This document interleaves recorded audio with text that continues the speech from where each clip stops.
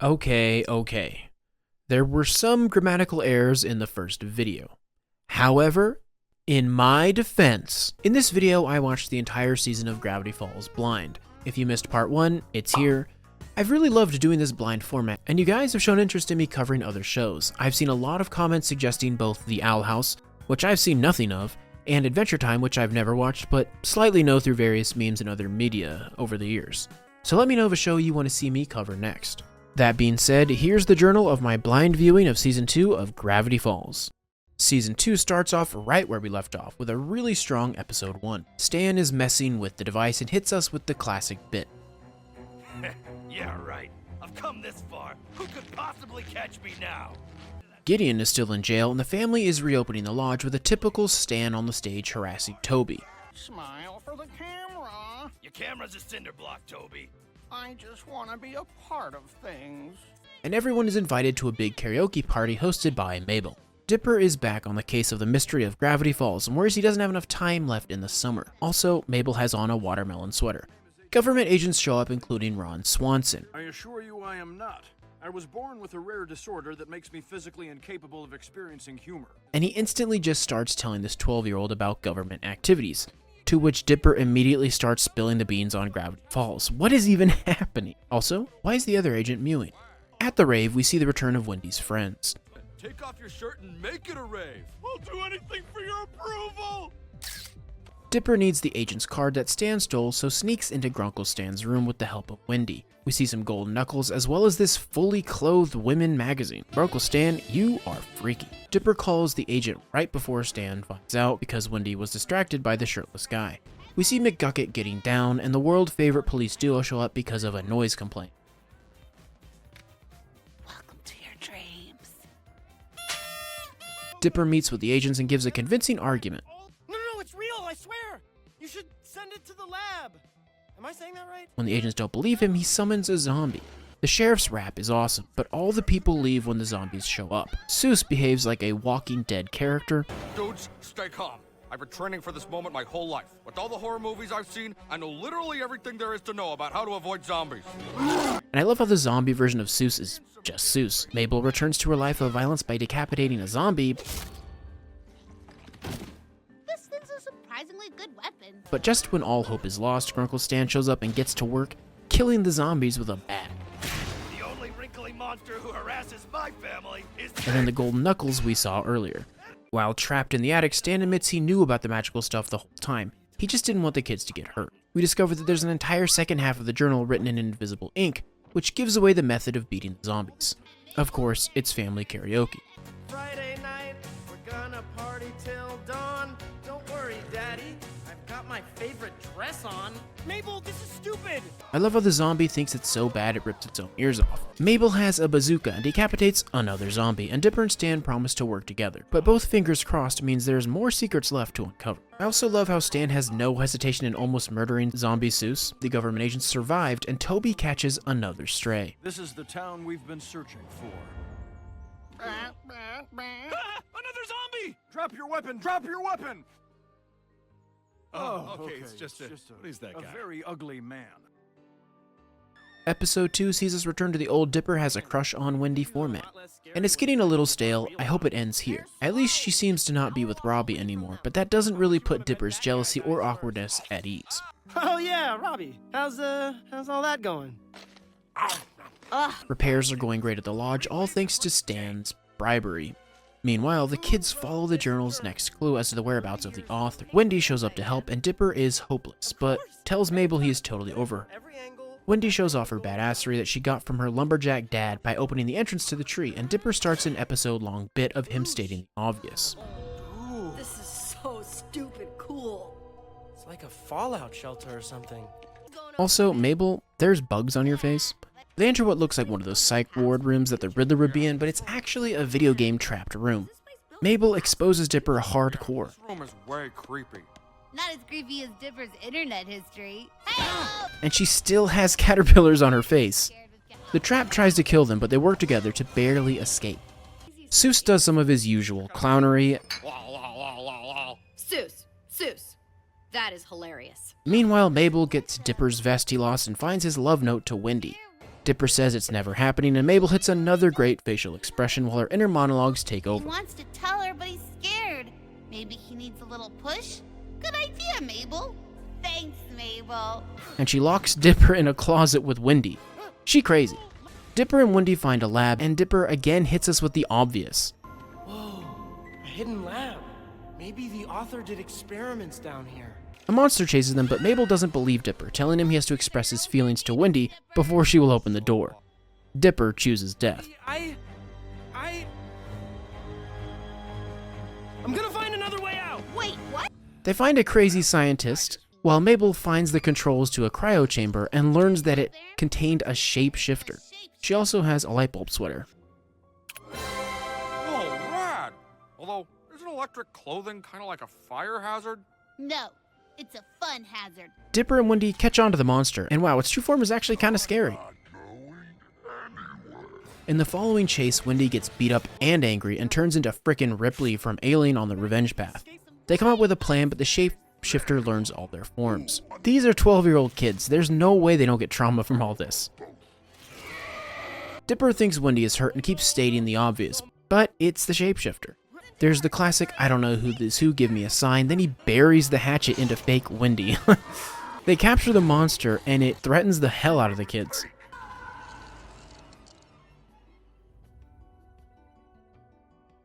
Good luck sleeping tonight. Then Wendy actually handles the Dipper thing pretty well. She's obviously too old for him. Mabel shows up to support Dipper. I'm sorry for being so pushy, Dipper. If it's any consolation, I'm already working on a list of your potential rebound crushes. That is just a crazy thing to say. And we end with Soos revealing he has the next clue to the big mystery. Now, this one starts out with the return of Mabel's nemesis, Pacifica Northwest, as she steals the top spot in the local newspaper from Mabel. Upset with life, Mabel takes a hard shot of the OJ, then gets once again hooked by a TV commercial. Dipper mentions how good Mabel is at mini-golf, and they all decide to do a filler episode after the events of the last two. A nice, casual break. Mini-golf, the sport of mini-champions. Robbie's also at the course, being a little bitch. Dipper hits a legendary shot. Meanwhile, Mabel casually knocks a hole in one off of McGucket's face. What? How'd I get here? She's so good that she attracts a crowd, but fails to beat her high score at the last shot. To make things worse, Pacifica shows up with her just truly atrocious parents. Like, she is right there. Do something. Great, actually. That's the thing about money. It makes problems go away. Mabel gets upset and hits her with an amazing insult. Walking one-dimensional bleach blonde valley girl stereotype! They challenge each other to a mini golf off. And I'm pretty sure Pacifica's mom has been lobotomized with that crazy smile. There's an amazing scene with Dipper feeding chips to a depressed Mabel, and they decide to break into the course to practice. Stan is way too comfortable crashing through things in his car. Mabel isn't doing well and lets out an insane amount of expletives for a Disney show. Darn! Poop heck darn! Then they discover the magic of the episode with a great fourth wall breaking joke. Neither. We're Lilliputians. Lilliput. The name makes more sense written out than spoken. And we control the balls. Now, I'm just going to refer to these guys as balls. Turns out they control what happens to the putts inside each hole's attraction. That's incredible! And so needlessly complicated. Oh, shucks. It's only our lifelong passion. Would you like us to elaborate through song? Dipper says no, thank God, and we find out there's balls at each hole, including pirate balls, French balls, and even medieval knight balls. Non-controllables better than the Knights of Wiener Castle? Who wrote this? In their rivalry, they turn to violence. One gets horrifically eaten by a duck. And the casualties are numberless. The kids put a stop to it. Also, this night ball is pretty much if Farquaad and the Chad meme had a child. They come up with a plan to beat Pacifica by hosting a competition for Mabel's sticker. Doesn't this seem like cheating? Pacifica's rich, Mabel. She's cheating at life. This isn't even the most real joke in the episode. Meanwhile, Stan and Soos wait out in the lot completely oblivious.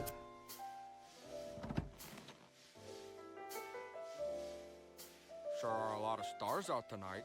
Well, this is getting weird. Pacifica arrives with her truly unsettling mother, and there's a great montage of the match, with the balls helping Mabel, sending one of Pacifica's putts back into her mouth, and then the episode takes a truly dark turn. Minor hole. I wonder what cute, silly things are going on down there. Turns out there is deadly gas. One of the miners steps up as his daughter cries and he makes it through to give Mabel the lead before dying, clutching his daughter's picture. They did not have to go there. Unfortunately, the rival balls become jealous and things turn crazy in a hostage situation. Mabel says enough's enough and no one will get the sticker. The French ball saying Sacre bleu! is not okay. Jerks! I mean, why can't you just get along? Because we hate each other. Appropriate Mabel reaction.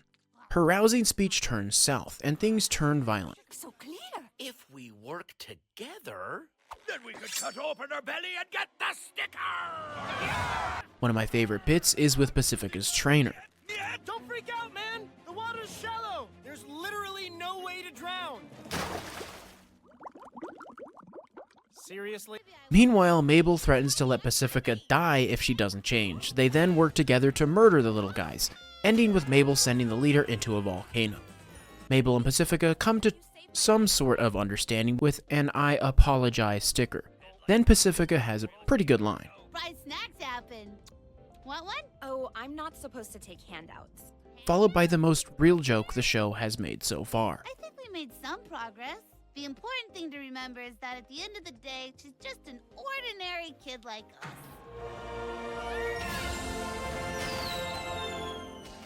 Should have charged her for that taco. Agreed. Easily my favorite episode of the show so far.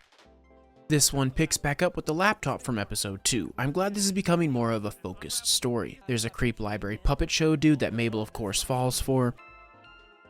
Ba-bump. Ba-bump.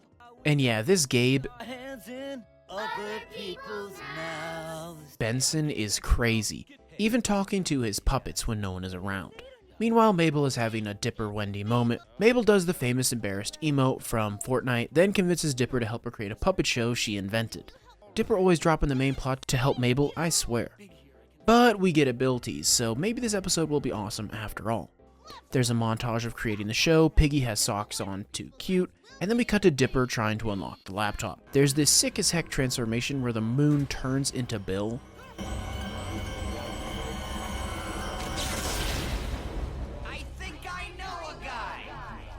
Bill explains he's been keeping his eye on them and sees that Dipper can't unlock the laptop.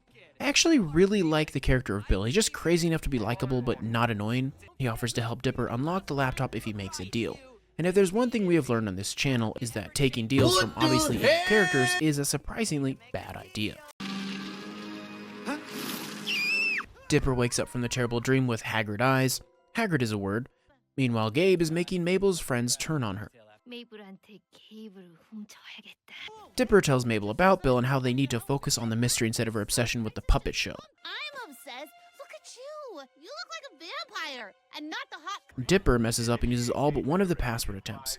Of course, Bill is waiting for this and shows up, and he is really good at manipulation. Besides, what's your sister done for you lately? How many times have you sacrificed for her, huh?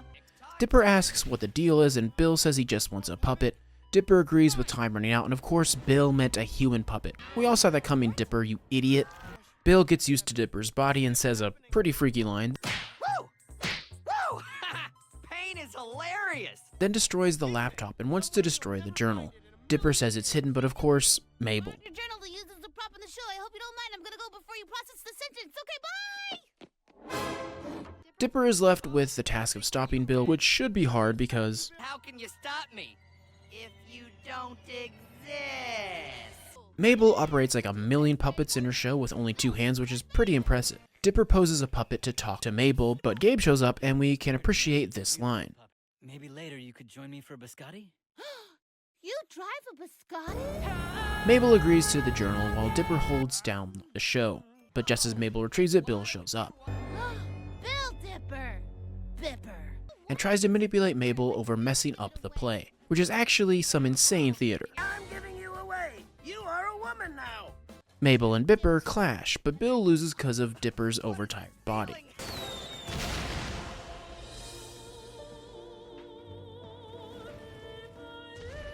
Gabe turns out just like we thought, using his hand puppets to make out, and we end with Mabel having a live-action puppet nightmare. Can't wait to see what Bill's plan is. We open with everyone wondering what Soos does when he doesn't work. The return to Soos' grandma's house is pretty brutal. I would like to see you settled before I ascend to heaven and live with the angels. And with Grandpa.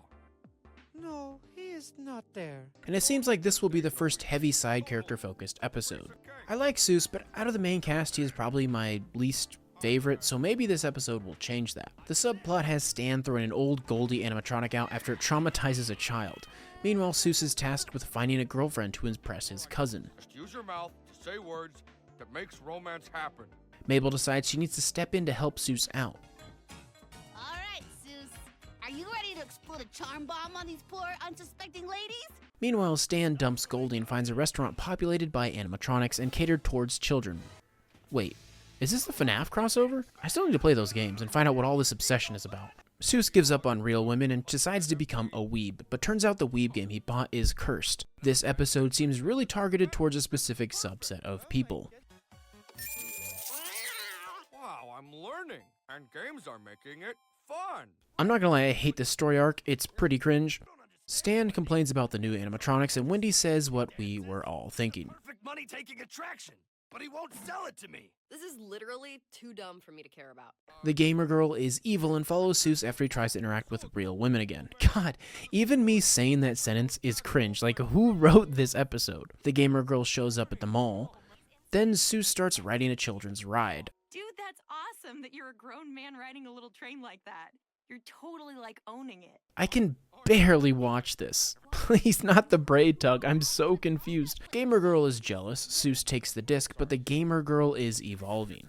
Meanwhile, Stan sneaks to the FNAF store and the owner just kisses the badger. Soos goes on a date with a real girl. Gamer girl threatens, so Soos comes up with a totally normal plan. Hey, anyway, you want to move the state into the forest far away from all electronics and people? What? Gamer girl takes over a badger animatronic. She mad. There's a cool shot of her walking past arcades and you see the digital version at the same time. Meanwhile, Stan and the badger fight it out. And there's this classic default sound bite when the Goldie saves the day. So good. Gamer girl takes out a USB stick and of course Soos protects his vulnerable spot. He destroys the disc, Gamer girl melts horrifically, and Soos gets the real girl. Also, Stan and Goldie go to Vegas. I don't know, I disliked this one immensely. This is another short story anthology episode. Also, Stan owns the Eye of Sauron. So the first story is called Hands Off, and it revolves around Stan losing his hands to greed. McGucket has a great store, also Toby's still catching strays. Hey, anyone want to buy a wet blanket? We got a wet blanket for sale. I can't survive in this market. Stan loses his hands when a hag curses him. Mabel tries to help him out with fork hands. Did we play toss me a dozen eggs like we always do? No, Jimmy, wait, not today! Not today! Then we get the Gravity Falls and Elden Ring crossover with the Finger Ruin Caves. Turns out the hag fakes everything because she wants Stan to kiss her. Oh, wait, don't go! You're right. I was just making all that stuff up. Just trying to get something going. Mabel helps the hag with a makeover. Men will definitely tolerate you now. Then they leave happily ever after. Back to my crippling loneliness. Story 2 is about Waddles. Dipper can't solve a puzzle, and Mabel insults his intelligence, so he turns to performance-enhancing drugs. Waddles eats them overnight and turns into Stephen Hawking, voiced by Gus Fring from that chicken place. Greetings, friends. It is I, Waddles the pig. Alright, it's actually Neil the Annoying Tyson, and he abandons Mabel to invent stuff with Dipper. But in the end, through the power of memory, he decides to return to the dumbness to be with Mabel. Before the final story, Stan has a great bit trying to sell tapes. Movies are great. You watch the movie, you scare the girl snuggles up next to you, next thing you know you gotta raise a kid, your life falls apart. Stan scares Mabel with a movie. There's Jason and the Argonauts reference. They do some cool stop motion. Do you really believe someone moves these figures one frame at a time? I'm not a masochist. Mabel turns the ogre into a starfish and gets over her fear of claymation. Then Soos turns into Gumby and Stan kills him. We're safe now, kids. We're safe. Then, because the visitor doesn't buy anything, Stan poisons him, then turns him into a attraction in the shop, and that's how the episode ends? What the hell? The kids are in on it? Lazy Susan is closing up shop when she discovers the gnomes, then gets dragged off by a cult. Meanwhile, Mermando sent Mabel a message in a bottle. I wouldn't get hopes up, Mabel. Too late. Hopes are way up. Turns out he's getting an arranged marriage with the queen of the manatees, who is quite the looker. The kids are talking about the broken laptop when they discover that old man McGucket might have been the one to write the journals, which would be a pretty cool twist. They go visit his junkyard and... Hornswaggling! McSucket, they got me good. McGucket explains that the reason he can't remember the journals is because of a group of people that may have wiped his mind. Oh, you poor old man. No wonder your mind's all... You've been through something intense. They go to the history museum and chase a hooded figure into a room. Well, kettle my corn. He vanishified. I love McGucket. Also, we finally see the jar of eyeballs from the intro. They find a door into a room and Lazy Susan is being interrogated by the cult, after which they wipe her brain. Look, Susan was already not all there. This can't be that good for her. I feel great. I can't even remember what was wrong, or what I'm doing here, or if I'm a man or a woman. McGucket with the oh shit sign language. Also, the cult member saying unsee you later was pretty good. The group gets spotted, but they end up hiding pretty well.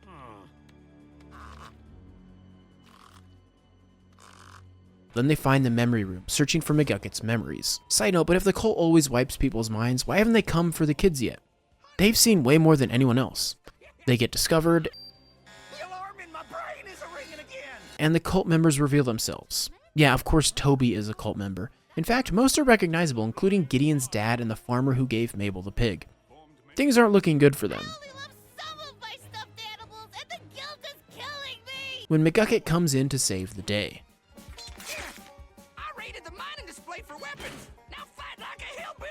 In the chaos, somehow McGucket saves them a second time. Look, his name is McGucket, which is really close to MacGuffin. Anyways, they erase the cult members' memories, then McGucket learns the truth. Turns out he invented the device and wiped his mind so many times he went insane, which is really dark for this show. He has his memories, but explains he can't remember the author just yet. Sounds like a good excuse for some side stories. But it's implied Stan might be the person who wrote them, which doesn't make sense because why would Stan need the journals to make the machine if he wrote the journals? Still not sure what's going on just yet. This episode features the return of the time traveler voiced by Morty, and he wants to blame the kids for getting him kicked out of the time travel club. So be it. May Time Baby have mercy on their souls. Mabel fans will love the part where she eats candy wrappers and dies. Turns out it's Soos' birthday and the kids want to throw him a surprise party, including Toby as the Raz Dazzler. Razzle dazzle, friends. It's me, the Raz Dazzler. This is what my life has become. Turns out Soos doesn't like birthdays for some reason, so they take him to a laser tag store. I think this place used to be a mattress store. I think you mean a money laundering store, Stan. Blandon kidnaps the kids and challenges them to Globnar gladiatorial time combat. Bleh. Mabel uses her powers of acting to escape. It's me! You're great!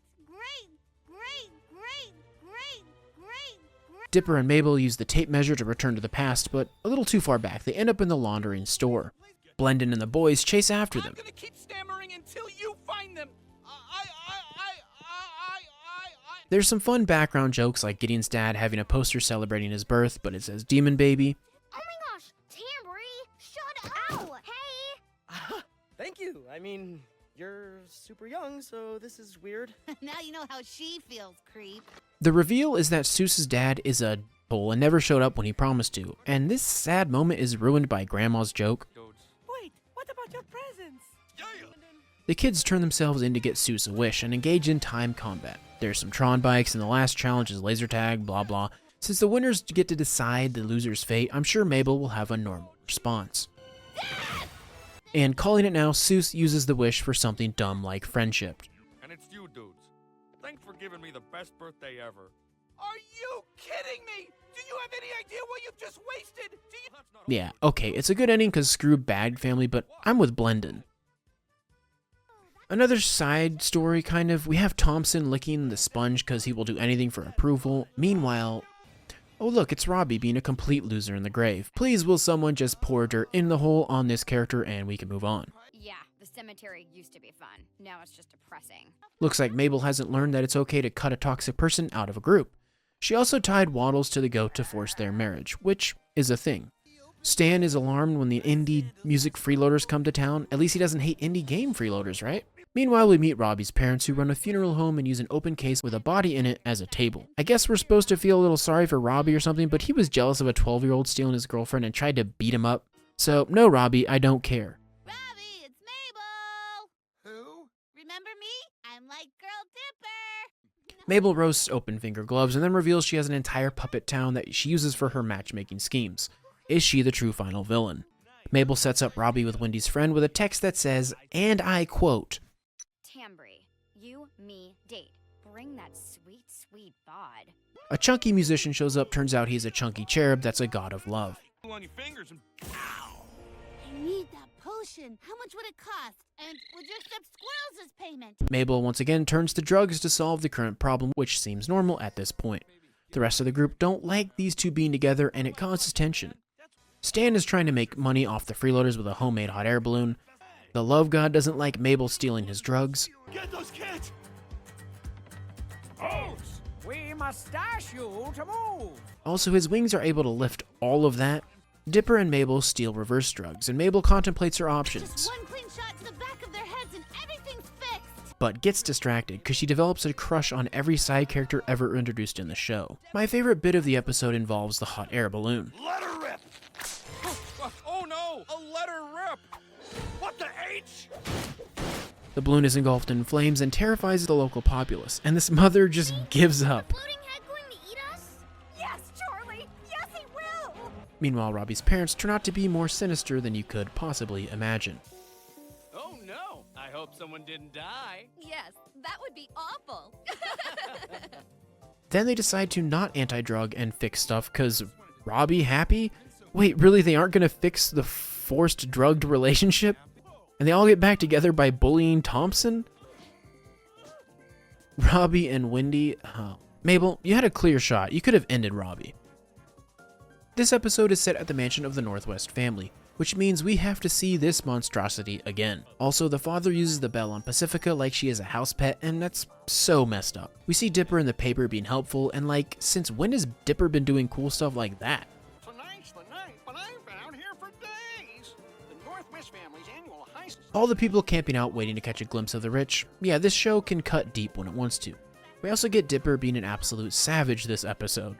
And that's not just jealousy talking. I'd say that to her face. I need your help. You're the worst. The Northwests invite Dipper to solve their ghost problem, and he gets Mabel and her gang into the big party. Dipper gets Dripper while the girls start gold digging. Pacifica takes Dipper to the scene of the crime, and the mounted animal heads start chanting ancient sins, and there's a ton of blood. This guy has an axe buried in his skull. This is equal parts amazing and dark. And reclusive 102-year-old mayor of Gravity Falls, Mayor Befufflefumpter. It's okay. They're with me. The rich kid from Austria shows up, and jealousy once again prevails. Dipper and Pacifica are being chased by the Axeman, Watch out for peacocks. but Dipper saves Pacifica from death at the last second. Dipper leaves, but then learns that the Northwests are even worse than he thought. Don't worry, the being rich assholes was enough to charge them with any crime. I love how twisted they make Pacifica's parents. That bell ring thing actually makes my skin crawl. Dipper struggles on whether or not to release the demon, but then accidentally drops the mirror. Nice plausible deniability, Dipper. The old mayor has a great bit when the ghosts show up. Ah, the Grim Reaper. I've been wondering when you would arrive. Then it's chaos. All the animals come to life, everyone is getting murdered and turned to wood. Help me! Whoa, that is messed up. Then Dipper finds Pacifica. The fingers crossed behind the back with the Native Americans is amazingly on the nose. Pacifica's parents want her to hide in the bunker, claiming they have enough food. Now come into the panic room. There's enough mini sandwiches and oxygen to last you, me, and a butler for a week. We'll eat the butler. But Pacifica is able to overcome the power of the bell and lets all the townspeople in, breaking the ancient curse. Actually a decent redemption arc. Good lord, the riffraff! They're everywhere! McGucket shows up and warns Dipper of a fast approaching danger, but Dipper's like, nah, save it for next episode. Which will apparently involve the government agents since they are also back and bravely going into the closet. We start off pretty fast paced, with Stan setting the secret machine to launch some kind of an event that will happen when the timer reaches 0. My guess is it will somehow get rid of all the evil and monsters and magic in Gravity Falls, maybe? They have tried to hint at a darker side to him, but he seems really to care for the kids. The kid's day starts innocently enough. They find some fireworks and Stan joins them for some fun, Set something on fire for your grunkle Stan. including a water balloon fight, which Dipper sucks at. What is this, some kind of final nice day for the kids? Stan wants to tell the kids something, but the government guys show up. Pig secure? We have secured a pig. They accuse Stan of stealing toxic waste and housing a doomsday device, then haul him and the kids off. Stan tells Soos to guard the vending machine with his life. Meanwhile, Dipper and Mabel decide to prove Stan's innocence. Mabel provokes Manly Dan to crash into their car to escape. Meanwhile, the guard sows seeds of doubt to Dipper, assuring him Stan is no good. There's random flips of gravity, and McGucket takes it as well as expected. It's happening! The end times! When that machine activates, I gotta get out of town! Get in there, raccoon wife! Get! The kids sneak into Stan's office and review the security footage, which proves that Stan was actually the one to steal the toxic waste. Then they discover that Stan might not be their uncle at all. Who is he, Jason Bourne with all these fake IDs? A newspaper claims the real Stan died, but come on, he had to have faked his own death, right? I refuse to believe Stan's the villain. Stan uses gravity to escape like a badass.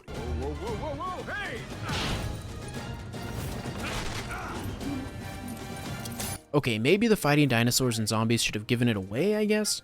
The kids manage to get past Soos and they all go exploring the secret passage, finding the doomsday device. The journals reveal that the device could rip apart the world if the timer reaches 0. They find a way to shut it down, but at the last second, Stan shows up. This part is insane, with Stan trying to convince Mabel that he needs the machine event to happen, Soos and Dipper both trying to hold Stan back, but in the end, Mabel herself makes the decision to trust in Stan, and the device detonates.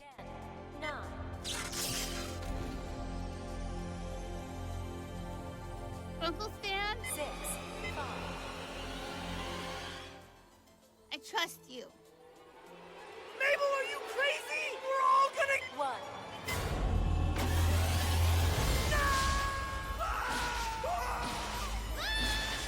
Craziness.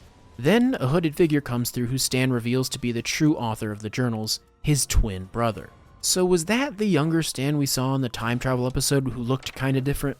Were there other hints I missed? The biggest one I can think of is the hidden room the kids try to get as a new bedroom in season 1. This show is getting pretty crazy. This is a flashback episode, and it starts off with Stan smacking wood and saying, Cool. Splinters. just like Mabel did at the start of the show. Turns out the brothers are called Stanley and Stanford. The new brother sounds like he is voiced by J.K. Simmons, but anyways, Mabel asks what we are all thinking. Quick question. What the heck is going on here? Meanwhile, Dipper has a less than ideal reaction. I can't believe it. You're the author of the journals! Turns out Grunkle Stan is Stanley, and the other brother is Stanford.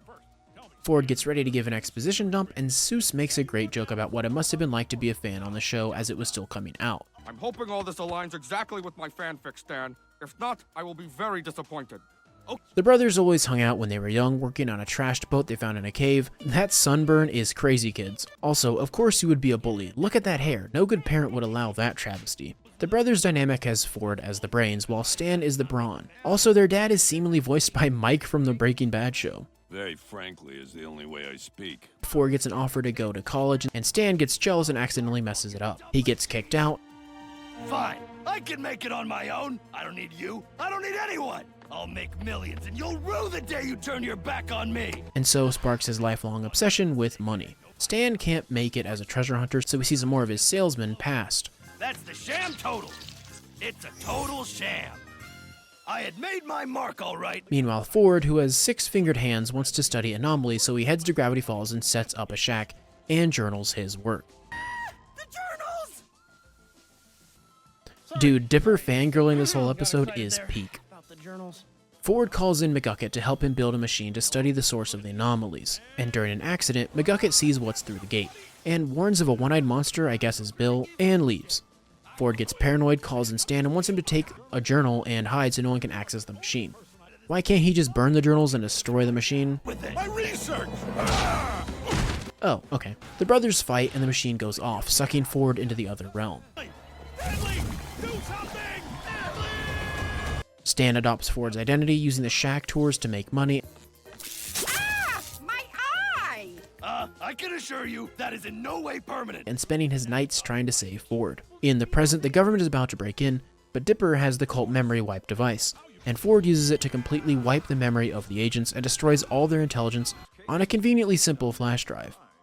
Then the episode ends with Ford, who just got back, wanting to kick Stan out after the summer's over, and neither of them bring up the fact that Ford was trapped for literal years in God knows where, the same place the one-eyed monster is.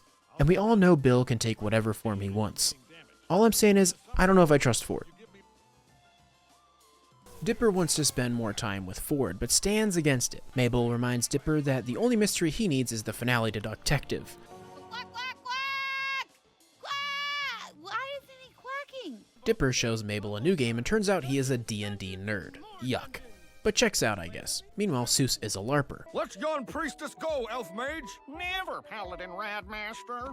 Fireball, fireball, fireball. I'm a fortress! No one wants to play D&D and D and more D with Dipper, so he plays with the goat. And this is sad. He stumbles upon Ford in his lab and they both relate over the game, so Dipper is with Ford and Stan with Mabel, the brains and the brawn. Ford shows Dipper an infinity-sided die that's all-powerful. Seems like everything Ford works on is bad for the world. Then the writers hit the audience with this banger. Hey, at least I'm not all keyed up to watch a kid's show. I'll have you know that Detective has a big mystery element and a lot of humor that goes over kids' heads. Ford carries the infinity dice with him cause why not, and the evil D&D wizard comes to life. You are the smartest players I've ever met. That's why I'm going to eat your brains to gain your intelligence. It's what I do. It's his thing. The Brawn gear up to rescue the brains and Stan and Greta commit murder. Each more difficult than the last. Is he dead? He's magic, sweetie. I'm sure he's fine. There's no cops in the forest. We take this to our graves. Mabel confronts the math wizard. Get your brains from your skulls, add salt, and divide your family. What's the remainder? Your butt! What? My butt isn't part of this particular equation? They end up doing real-life D&D and the wizard's voice is really good. I had my mom pack me a lunch. Ew, apple slices. I'll eat you last. Mabel gives the brains weapons of mass destruction and a centaur. Mabel, I am so confused and so proud right now. The final boss is killed with death muffins. The game is like over. Excelsior whatever. And they all watch the finale of Detective, which is pretty funny. Is the twin being evil foreshadowing of Ford? He dismantled the portal, but it's already created a rift that is dangerous. I'm sure that won't come up. Mabel has one of her grossest moments yet. Dear Stan, I needed something to carry milk in, so I used your slippers. Love, Mabel. The old mayor passes away, most known for putting Gideon in actual adult prison.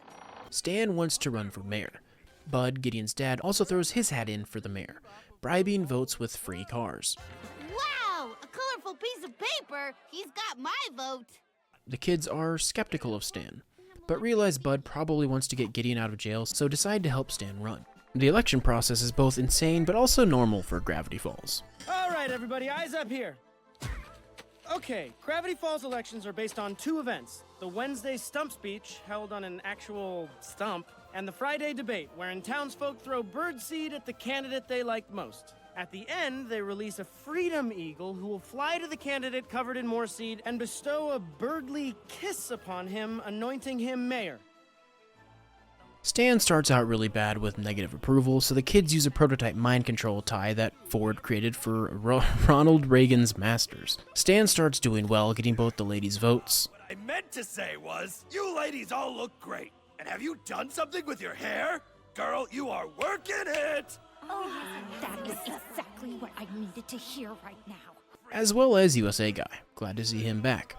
Bud gets mad at Stan's success, and it's revealed, of course, Gideon is running things from prison, and uses a leftover spell to mind control Bud. Stan decides he doesn't need the mind control tie, so Mabel comes up with a devious scheme. What we need is a blank slate, someone totally suggestible, an empty piece of clay we can mold to our whims. Hey, a little help, dudes? I accidentally got my head stuck.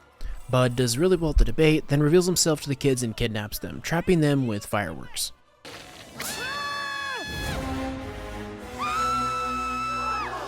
Stan goes to save the kids, which wins him back approval. No, stop it! Thank you, but stop it! Ah, get back, you terror birds! And the election-deciding eagle kisses Stan. What? But he gets disqualified for his criminal record, and Gideon, who is pissed at losing, decides his last option is to make a deal with Bill. Ford has a dream about Bill.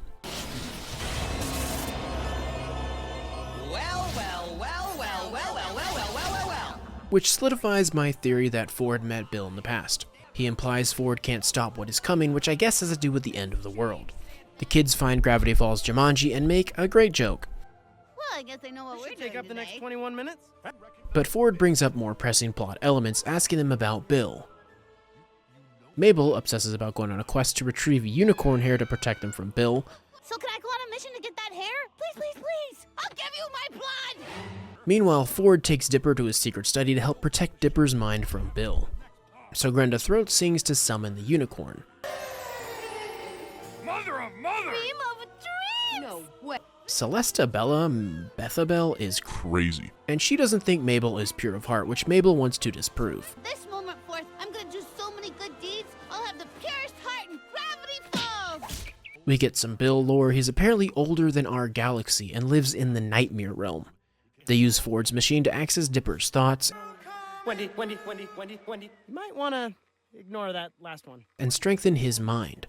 The girls do 1,000 good deeds, but the unicorn says she isn't pure. If you ask me, this whole thing is a serious load. Mabel's like the best person I've ever met. Based, Wendy.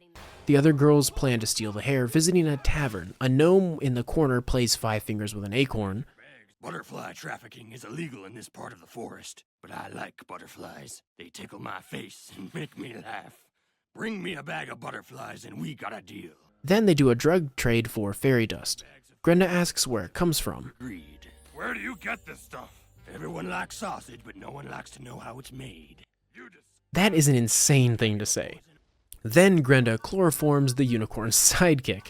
But it turns out even Gravity Fall unicorns are scam artists, as other unicorns show up and say the pure of heart thing is all trash. Mabel clocks Celesta Bella and starts a fight with the unicorns.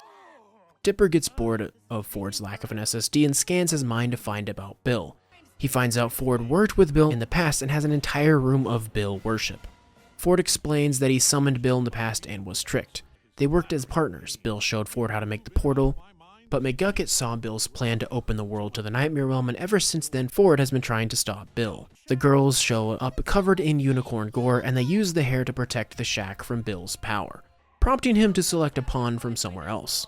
My guess is Gideon, since he wants to make a deal. The pace is really starting to pick up.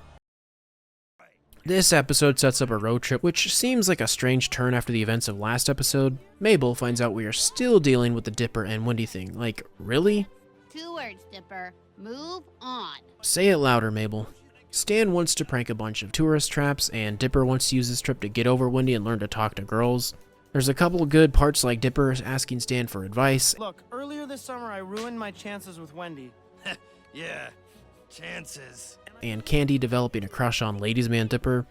They go to a mountain and Stan gets duped by Spider Lady. Women, right? You couldn't tell she was a spider? I was blinded by flattery. Also this acid, she spit in my face. The Spider Lady also has a terrifying transformation. The girls help Dipper save Stan, Candy saves them all, and she ends up getting the ick because Dipper ran like a baby from the Spider Lady. Really a bummer roadblock episode, boring and completely misplaced, should have been an early episode or not at all. Like, we already resolved the Wendy thing, why are we wasting this time? So this one is setting up the end of the show. The kids' 13th birthday and the end of summer are both fast approaching, which means they will be teenagers. And just 1 more year until high school.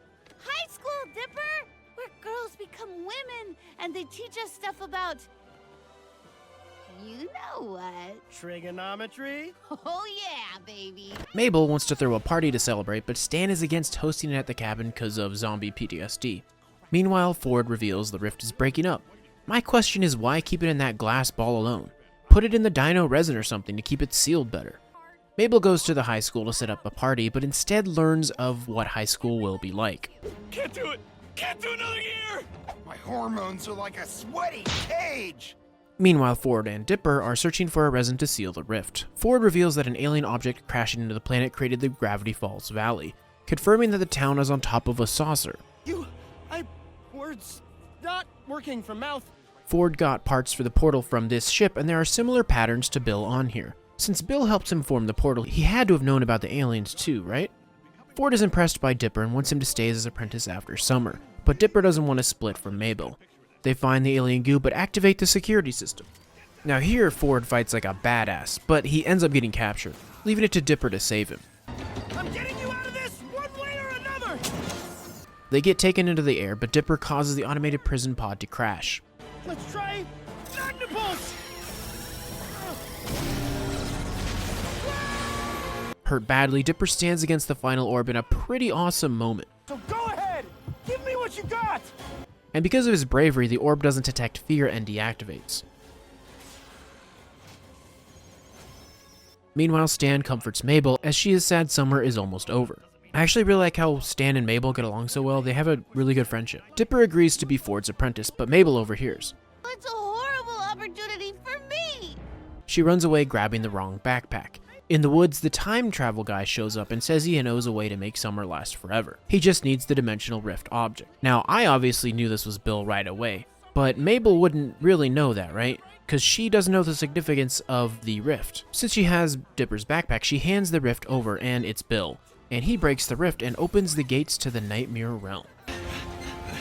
What's going on? What is that? We're too late. It's the end of the world.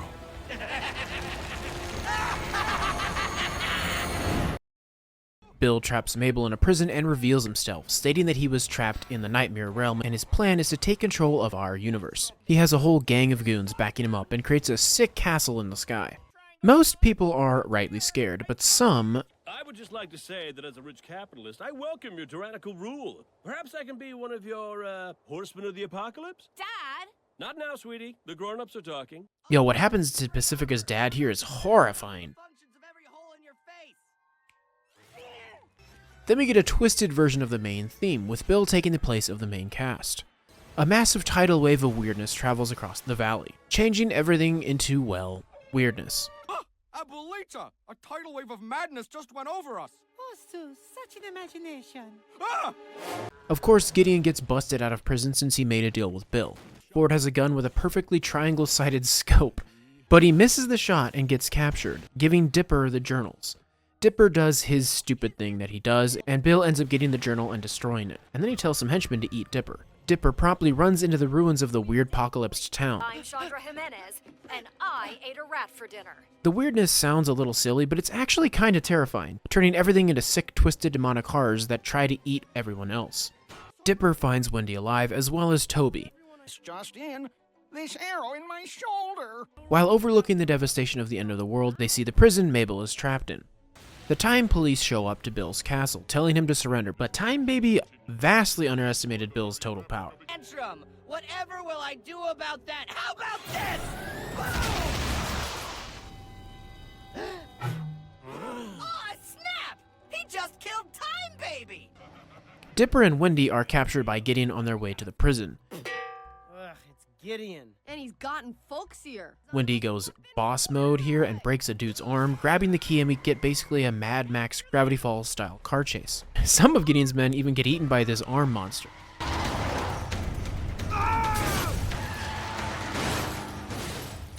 Wendy and Dipper run into a bunch of weirdness bubbles.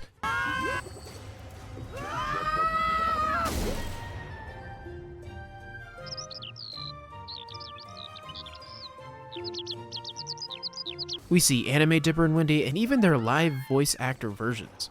And Gideon gets a Cuphead reference. Kids are once again involved in a car accident in the show, which is just somehow a running gag at this point. Soos shows up right as they are surrounded, but Dipper convinces Gideon he can't force Mabel to love him, but he could be a hero to her instead. Gideon decides to help them and takes his men to go hold off Bill's army. I hope he dies. Dipper and the crew then enter the prison to rescue Mabel in this cliffhanger. Honestly, I'm really glad I'm binging it now and I don't have to wait a whole week to see what happens next, because I am locked in here.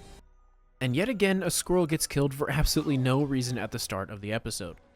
Apparently, Bill has been freezing all of the citizens of Gravity Falls and combining them into this giant throne of agony. This is wild. Stage 2 of Bill's plan involves taking over the rest of the world, but somehow the weirdness has been contained in a bubble around Gravity Falls. My best guess is it's a last-ditch defense put up by either Ford or McGucket, cause where has he been? The gang are in Mabel's prison, which has been transformed into a world of her favorite imagination and fantasies she has had over the course of the show. Oh, that's normal. Mabel Land's rainbows have colors only bees and art students can see. Now who wants to go on the grand tour? Do we have a choice? No! The twins are back, and is that the lobster from her date with Gideon? Dipper infers everything is conjured by Bill, and they head to the tower Mabel is kept in. The waffle guards try to stop them, but Soos literally starts eating one. It's happening! The moment we trained for! Oh, don't worry, man. I got you. Ah! But it turns out Mabel is happy with her new world, where she never has to grow up and summer will never end. She is very obviously still upset that Dipper is going to leave her. She also made a puppet of Dipper to replace him if he doesn't agree. I'm sorry, I can't leave him hanging. Yes! You're dead to me, Soos. The prison's manipulations take over Wendy as she thinks her friends are alive and safe, and Soos gets tricked by his dad who was never around when he was a kid. You can really see how Bill hit the gang's weakest points. Bill is more concerned with the containment bubble than the prison break. Meanwhile, Dipper is absolutely falling for this hilarious Wendy trick for a second. Oh, this isn't real!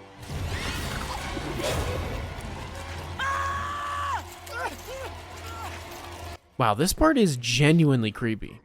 Dipper is forced to go to trial or to be thrown out of the prison. Order, order! This trial begins right meow. Mabel gets her lawyers, Unspoke, lovely ladies of the jury. Oh, he's talking about us! They're not that lovely. Oh.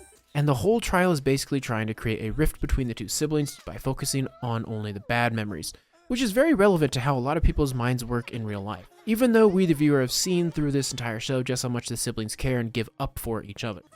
It's looking pretty bad, but Dipper calls Mabel as a witness, and there's a genuinely heart-touching scene showing the full memories, like how Dipper shaved his hair for Mabel, and how she made him a Valentine when no one else did.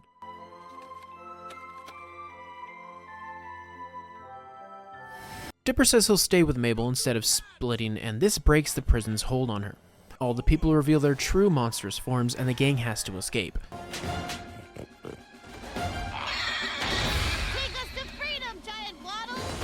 But even though they get out, they still have to deal with Bill and the end of the world. They head to the shack and find Stan and a bunch of survivors, so it looks like they won't be alone in the finale. Also, the end scene where Zyler and Craze come to life made me a spit take. Are we real? Is this reality? John Paul Sartre postulated that every existing thing is born without reason, prolongs itself out of weakness, and dies by chance. Totally righteous, bro. And so many of the show's characters have gathered at the shack, including some rarely seen ones, like Multi-Bear, Larry King's Wax Head, the boy band, and not Ryu. McGucket is back and apparently led all them to the shack for safety. Plans to stay in here and eat brown meat until we run out. Then I vote we eat the gnomes. Hey, I'm short, not deaf. Shh, shh. Stress will make you chewy. Stan is reluctant to leave the safety of the shack and help take back the town, but Chandra the reporter shows them what's going on in the pyramid. Is there no one who will save the people of this town? I'm Chandra Jimenez, and I'm being turned into stone by a flying eyeball. The people are rightfully upset, especially the sheriff. Dipper and Mabel rally them, but Stan brings up a good point that they can't take the shack to Bill. Holy hootenanny, flapjack and fiddle banjos! But McGucket, the amazing inventor that he is, comes up with a plan. I was wondering when he would come into play. Meanwhile, Bill is continuing his trend of being just an amazing villain, like they really did a good job with him. Where am I? You're in the penthouse suite, kid. The tip of the pyramid. Have a drink. Make yourself comfortable. You know that couch is made from living human skin? Nasty. Also, his power is even stronger than I thought, as he shows Ford his plan once he escapes. You're insane if you think I'll help you. I'm insane either way, Brainiac, but have it your way. Ford knows how to take down the bubble protecting the town, which is apparently some natural occurrence to keep the weirdness at bay. He won't give up the secret, and Bill decides to just torture him. Soos proves he is a lost weeb. I watch a lot of anime, and trust me, you're gonna want some gun swords. What's an anime? And the survivors take apart the shack to build McGucket's device to fight Bill. There's a great montage. The resin T-Rex will come into play, which is awesome. I really love how the creators bring everything from the show into this finale. Mabel makes everyone end-of-the-world sweaters, Stan is being Stan and jealous that he isn't the leader, but Mabel brings him into line. And of course McGucket turned the shack into a mech, with the T-Rex still in resin as a hand. Bill sends out his goons, and there's an epic mech versus monster battle with everyone having their cool action moment. Like Waddles here, and Wendy riding an eye bat. Oh, no, you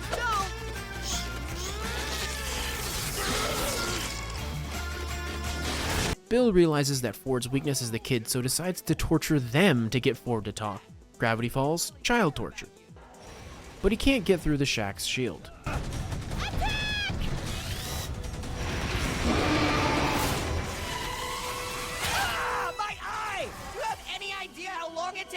The crew all suit up to invade the castle. They find the Throne of Agony, and they find the Throne of Agony. He's golden, but not in the good way. Bill captured Gideon and forced him to dance for all eternity, which is way better than the little creep deserves. But they rescue him and all the other townsfolk. Then Ford lays out his plan on how to beat Bill. So this whole time, all the symbols on the ring pointed to different characters. Some of them were obvious to me, like Ford, Dipper, and Mabel when I first saw it, but others not so much, like frickin' Gideon and Robbie. Just let this world burn. Now hold hands, everyone. Ew, I'm not touching that. Do it, sweetie. Do the one thing no one in our family has ever done. Touch the hillbilly. Nah, I mean it's cool that all the most reoccurring characters are involved. Unfortunately, Stan won't help unless Ford thanks him, which distracts them all long enough for Bill to return. Oh no, it's Bill! Right? Isn't that what you're all thinking? Bill captures everyone. In one easy-to-destroy circle! The flames of disaster! But Mabel gets another shot in on Bill's eye. I know that hurts because I've accidentally done it to myself multiple times. Then the kids purposefully get Bill to chase them away from the others, causing Bill to transform into probably the scariest form he's been in. Stan and Ford struggle to hatch a plan to beat Bill, because Ford says Bill will only enter his mind and he wants to use the device to erase Bill as a memory. Mabel uses her brawn to literally smash a hole in the castle, but below they see the escaped townsfolk getting harassed by the goons. You'll never take us alive, monsters! That's fine with us. No. Bill catches up to them and is about to literally murder kids, but the Pines brothers show up and Ford lets Bill into his mind to save them. Framed by this really amazing shot. Like, I haven't praised the art style and animation enough, but wow. Now this was set up so it's not like a crazy twist, but is a surprise to Bill when it turns out Stan impersonated Ford and Bill entered his mind. And this moment is just sick, with Stan saying he will let his own mind get wiped to get rid of Bill. What the? No, no, no, no! Oh yeah, you're going down, Bill. You're getting erased. Memory gun. Pretty clever, huh? You idiot! Don't you realize you're destroying your own mind too? It's not like I was using this space for much anyway. Let me out of here! Let me... When I started season 1, I quite literally could never have guessed how insane the plot of this show would get. Bill is defeated and the rift sucks up all the weirdness and closes, returning everything to mostly normal. Unfortunately, Stan's memory is completely gone, which sucks for everyone. Now, and given how dark the show's gotten, I thought it might end here, but Mabel takes it especially hard, and her and Stan seem to have gotten along the best out of all the characters. So when they return to the shack, Mabel is not willing to give up on Stan's memory. She starts recounting their summer, and at first it doesn't seem to work, but then Stan recognizes Waddles. Alright, God, quit it, Waddles. I'm trying to remember my life story. What did you say? So Mabel reads the entirety of the show basically to help Stan get his memory back. Things are returning to normal, although some magic remains like the zombie and the old mayor. Brains and so forth. Nope, none of that, thank you. Meanwhile, the new mayor reenacts the never mind all that rule to basically hand wave away the weirdness, because there's no way people would actually go back to normal after all this, right? The sheriff and the deputy get their happy ending, meanwhile the Northwests have to sell their big mansion. My favorite character ending is McGucket, because he gets famous and makes bundles of cash. I'm really glad he made it out. I'm gonna buy me a bigger shed! Hey, that one's for sale! One of my favorite characters for sure. The kids have their final summer birthday party and everyone shows up, including Gideon. Ugh. Stan and Ford agree to work together, exploring anomalies, and Stan wants to shut down the shack, but Soos finally stands up for himself. I love how his head is a perfect light bulb with Stan's hat on it. The final scenes have the main cast saying their farewells. Wendy gives Dipper a note, and it looks like Mabel has to give Waddles up until Stan puts his foot down, and the two brothers casually threaten a bus driver. As they are leaving the town of Gravity Falls behind, Dipper gives this really nice monologue that almost perfectly captures the feel of the show. The overwhelming sense of mystery mixed with the comedy and the adventure. Finally, Dipper reads the note Wendy wrote him, reminding him that even though they are leaving, the town will be there for them the next summer. And that concludes my blind viewing of Gravity Falls, and wow, I want to be angry at myself for passing the show for so long, but really I'm just glad so many people, including you viewers, pushed me to watch it. You know those shows that people tell you are so good, but you are like, nah, it can't actually be that good, so you go in all skeptical? That's how I approached Gravity Falls, but I was wrong. I did not expect to love this show as much as I did. There's so many good characters, side stories, and a very rare, interesting through plot that managed to, at least for me, stick the landing. Now, you just watched a really long video, and I really don't want to add an in-depth final review of the show here, but you can expect at least one more Gravity Falls video in the near future. If you made it this far, thanks so much for watching, and see you in the next one.